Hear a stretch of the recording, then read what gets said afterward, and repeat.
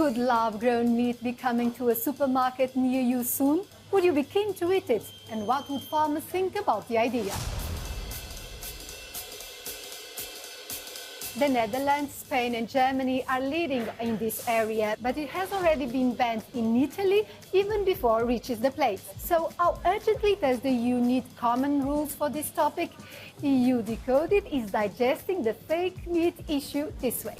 Manufacture begins by collecting cells from live animals, which are grown in laboratories and multiplied in bioreactors.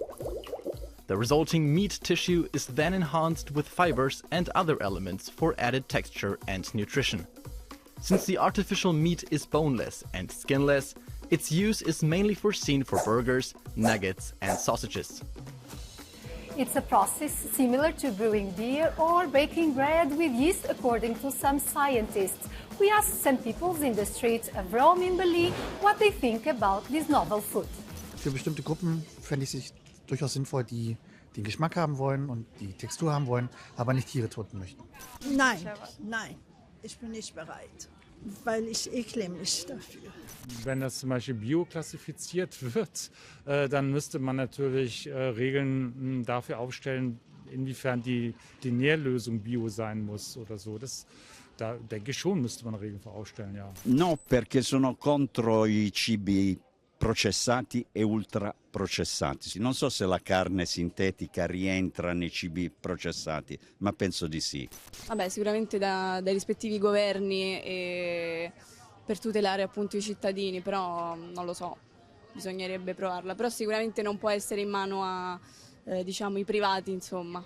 È sempre un'alternativa, nel senso che stiamo finendo talmente tanto le risorse velocemente che potrebbe essere un'alternativa. Personalmente non mi ispira molto mangiarla.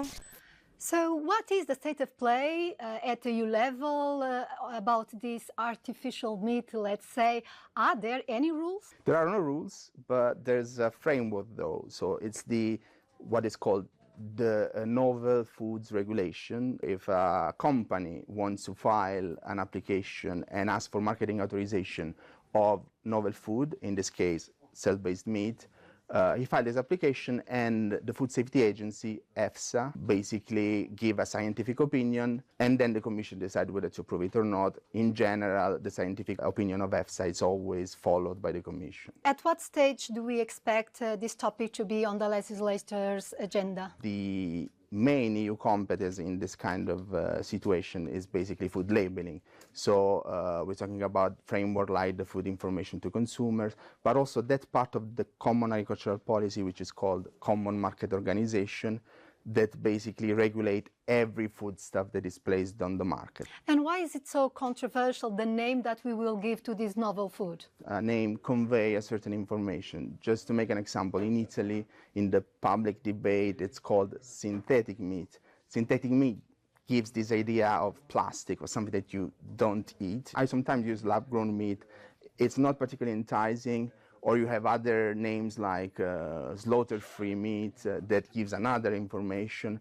So the objective at the EU level is to give something that is neutral and that could help, for instance, consumers in understanding the allergies. There is a lot of discussion about ethics. Do you think that parallel to the legislation there should be maybe a promotion of a public debate in the European Union about this? There must be a public debate on the importance of innovating food because it's the way to address outstanding issues like feeding a growing population or being more sustainable. So for sure, this is something that an ethical debate, it's something that should happen in the civil society, but at the lawmaking level, it's important that you should address the safety and the innovation part first.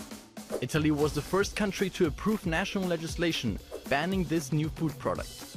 But almost half of the EU has shown concern about the impact on farmers, including France, Greece and Romania. Those concerned about artificial meat are worried that it might displace traditional livestock farming, that the manufacturing process is energy intensive and uses a lot of water. Those in favor cite the welfare of animals and the benefits of cutting down on livestock farming, including fewer carbon emissions. Nous allons maintenant parler avec Céline Imar, députée européenne au sein de la Commission de l'agriculture et du développement rural. La viande cultivée en laboratoire a-t-elle place sur le marché européen? On a les pays du Nord comme le Pays-Bas, le Danemark qui peuvent être plutôt favorables à ce genre de développement et puis des pays du Sud qui ont une tradition gastronomique plus ancrée, une agriculture qui maille davantage les territoires, où en fait les approches sont différentes. Politiquement, on voit bien que c'est un sujet qui ne fait pas l'unanimité. Parfois, il y a des conditions qui ne sont pas les meilleures pour élever les animaux. À la campagne, c'est peut-être bien, mais il y a un côté industriel qui peut être très difficile en termes de santé des animaux.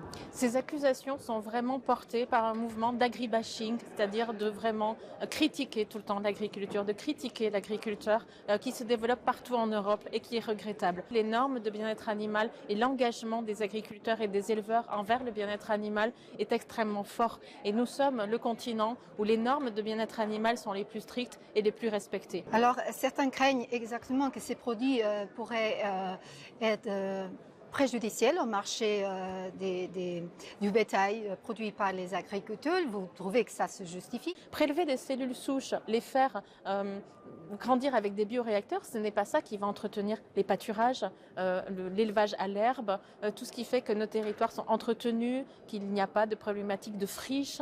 Et ça, c'est extrêmement important. Ce n'est pas la viande de laboratoire qui va capter le CO2 et qui va être une réponse aux émissions de gaz à effet de serre. Donc moi, je crois vraiment qu'aujourd'hui, cette novel food, il faut vraiment s'interroger sur... C'est pas seulement une question économique, c'est vraiment aussi une question éthique et de savoir dans quelle Europe on veut vivre. Vous pensez que ce débat va susciter des inquiétudes similaires à celles du débat sur les organismes génétiquement modifiés, par exemple? Je pense qu'effectivement, faire la lumière et engager le débat et le dialogue avec des éléments vraiment basés sur la science est important. Il faut que les citoyens européens sachent à quoi ils s'engagent. De quoi il est question éthiquement en termes de rapport à l'humain et à l'animal si on s'engage sur la production de viande artificielle avec des bioréacteurs. Et ça, je crois qu'effectivement, ce sont ces deux parties-là que la Commission doit encourager. Le débat public, la communication sur la partie scientifique et éthique. So can we trust these novel forms of artificial meat? Can we afford to lock it out and allow other regions of the world to go ahead in the development? Lab-grown meat is still at the prototype phase here in Europe, but is already reaching the markets in the US, in Singapore and Israel. We will soon see whether the EU rulemakers will embrace it or reject it.